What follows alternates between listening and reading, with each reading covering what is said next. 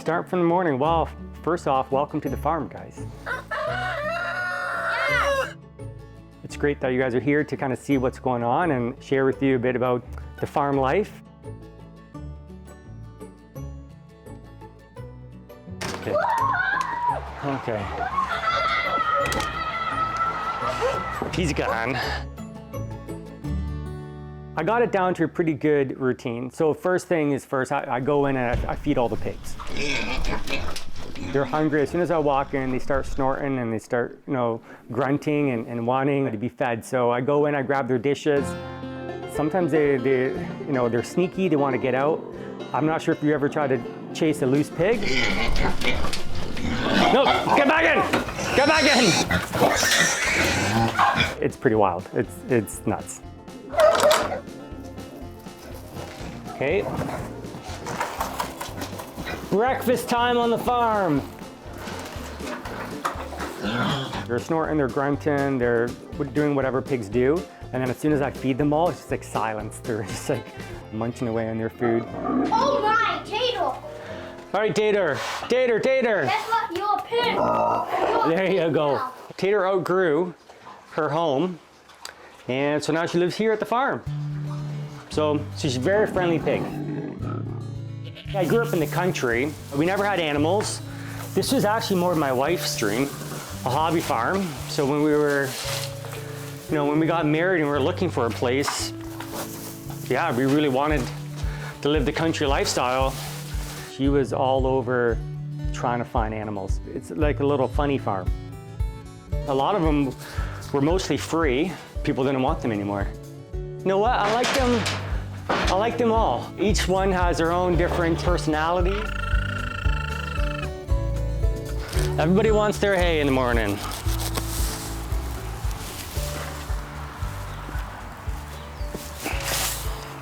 So these are the male alpacas. So basically, back there behind us is where we keep females and the babies. I had a bit of a mix-up that happened basically last year. One of the males got mixed in with the females by accident. I didn't do a good job of checking. We came out randomly one day and we had a baby alpaca. That was just super cute now. Yeah, they are super cute. And then 2 weeks later, we had another one. We love them, okay? Somebody actually rescued Lacey from the meat market and then brought her to us here at the farm to take care of her. She has like arthritis and stuff in her legs, but she's a great horse. This is a Palomino. This is a Palomino horse. And that's why you see the black and the white kind of speckles. Harold. How long have we had Harold for? From the beginning, like 6 years. And it cockle-doodles and does everything a rooster does. It's never right first thing in the morning though. It's like all day. I'll open up the pens and I'll let all the goats run out and then they're out in the paddock for the entire day. Hey, good morning guys. Okay, you ready? All right, there you go. Go, go, go. It's a love-hate relationship with these goats. Sometimes they're all up in your business and they want to be petted, they want to be fed. And then other times they're breaking out of the fence, running around the property, and I'm running around chasing goats. So one thing that's nice about the goats is they got these nice handles, their horns. So if you ever need to grab a goat, because they can be stubborn and they like to get into stuff and they're, they try and break out or they try and get into the feed bins or they try and break through the gates. You can just grab their horns and you can move them how you want. So Simon actually was a bottle-fed goat. He was in a little shed on some guy's property by himself at another spot. So we took him here so that he'd be, be with his friends and stuff like that. The thing with animals, with farm animals is these are herd animals, so you can't just have them by themselves. 365 days a year, the routine is the same. Everybody's happy this morning. Obviously, I'm out in the barn, I get covered in hay. I'm stepping in poop and stuff like that. So then I'll come in, I'll get cleaned up, I get Kingston ready. Give him breakfast, try and brush his teeth. That's always a chore. We gotta brush your teeth, we gotta go to school. No! Seriously, we gotta brush your teeth. No! Yes. No! Hey, you're doing really good. Bag packed. Gotta make sure you look good for the ladies. Okay, there you go. You good? My wife's family is British, is from England. And so Kingston is actually a very traditional British name. Kingstown. Kingston, Kingstown, that's what it means. Kingston's actually a lord in England, so he actually owns a little small parcel of land. Lord Kingston Daniel. No. So if this kid doesn't have an ego yet, he's slowly getting one.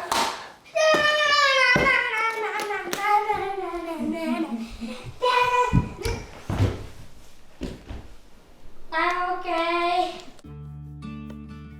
My wife is Caitlyn Cox. We actually went to the same high school.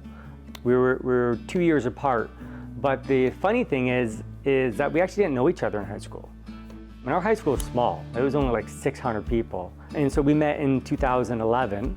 Me and one of my best buddies here, we decided to go on a Europe trip. We were doing video blogs and stuff at the time of our trip, and we were posting videos of England. This girl started commenting on all the photos and videos, and she's really good friends with my buddy, but I'm like, who the heck is this commenting on all of our stuff? You know, long story short, we started kind of messaging and chatting and stuff like that about England. And when I got home back here, I said, hey, you want to get together sometime? We'll hang out, whatever. And so we went on a date. We actually went to a movie, and we went for coffee afterwards at Tim Hortons. And we just chatted for a few hours at the coffee shop. Through that, we both realized that there was something here. There was something more.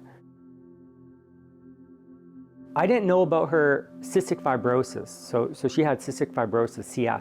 She was very kind of shy to tell me. It's hard for somebody who has a terminal illness to be out there dating, right? Because it's hard for people to want to necessarily commit to that.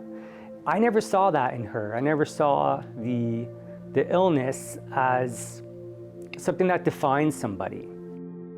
I fell in love with Caitlyn because of her personality and who she was. At the beginning, she was more self-conscious of it, but she did open up to me about it, showing me her medications that she was on, and she was on a lot. There was a lot of pills, a lot of daily meds. If you've ever been in a situation where, you feel like you can't get a breath of air, it's frightening.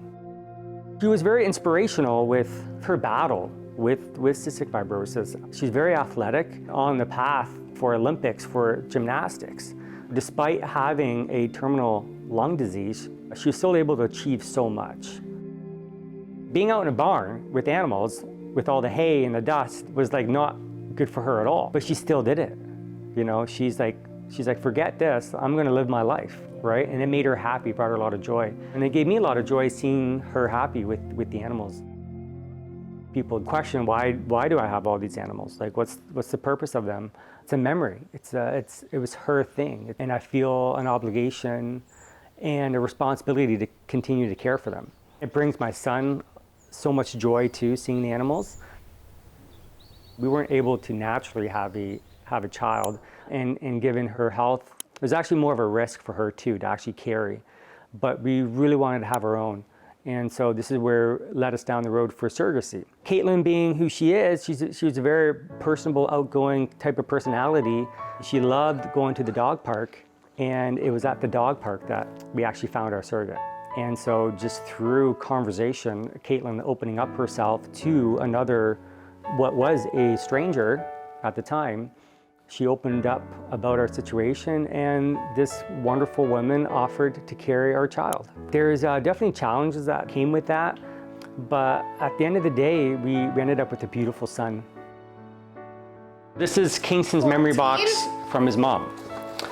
And actually what my wife did before she passed is she wrote a birthday card for every year up until, I think, age 21. Yeah, 21. Yeah, see, here's 21. Special days, like if he's feeling sad or unhappy, 12, 11, 10, 8, Dad, there's a bit. Oh, this 6. is from my birthday, Dad. Hey, we're gonna get to open this one soon. Happy 7th birthday, we'll open that one soon. Dad, But here's one, for instance, like open me when you feel sick, right? So if he's feeling sick, then he can open a card from mom, right? And this is another one, just always and forever, buddy. Open this one when you want a fun memory of us. What? You sit already? Wow! I hope you have the best birthday yet. Do lots of fun things with the people you love. Love, Mom, XO. Every year on his birthday, we open up a card from Mommy. It's heartbreaking, it's emotional every time you read one of those, but it's something that we will treasure forever, and it's awesome. Oh. It's a bath bomb. Oh, a bath bomb. It's for Mom. Oh. But since I don't have a mom, I can use it anytime I want for a memory of Mom. I just felt like we had so many more years left to live and that we would grow old into retirement together. Maybe that was just me being naive about the situation. You know, I felt like we would have so much more time together than we ended up having. The doctors they sat me down. They said, look, Ken, like she may only have a couple weeks. I'm looking at Caitlyn and I'm like she is so positive that you think like, there's no way that this could happen, right? There's no way that you only got a couple weeks to live. Like this is bullshit. God, I'm like, oh, like what the heck is happening here? Like what do I do to deserve this? She was resting on me. She could not breathe anymore, and it probably really never registered until the moment that she passed. At the time, she had a 3-year-old little boy. She wanted to fight. She tore herself up thinking about leaving Kingston behind.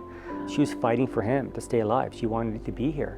She just loved that little boy so much. Like she would take him everywhere with her and she would do everything for him. Like anything his little heart desired, she would go and get. And our house is full of toys. We got so many toys around here because she kind of knew deep down inside that she wasn't going to be here. My wife taught me a lot about empathy, about caring for other people. She was so much a person who just loved on others. Despite her own circumstances, she just loved on other people. And so she taught me a lot how to be empathetic, to just care for those around you.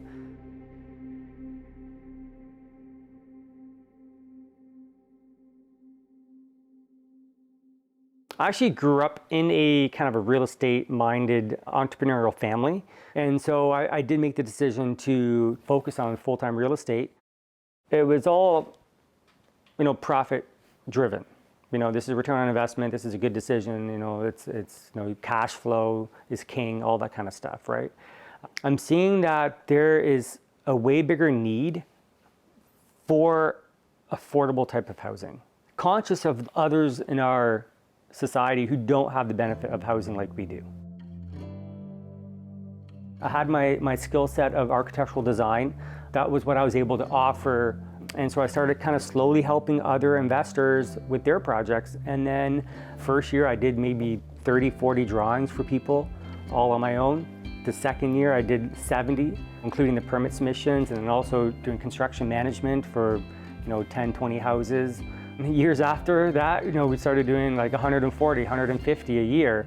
I started hiring some designers. I started getting some Mohawk College students involved, helping with drafting. The business just started exploding because there's a huge need for housing units.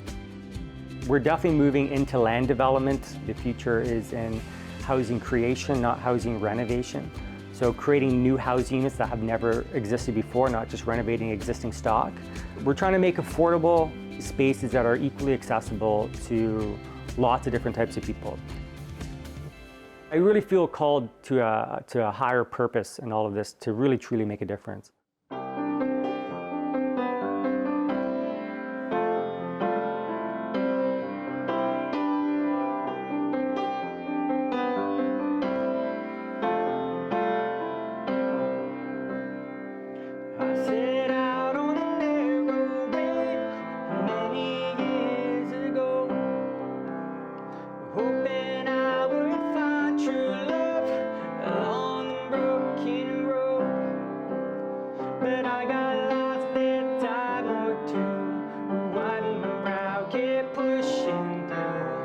I couldn't see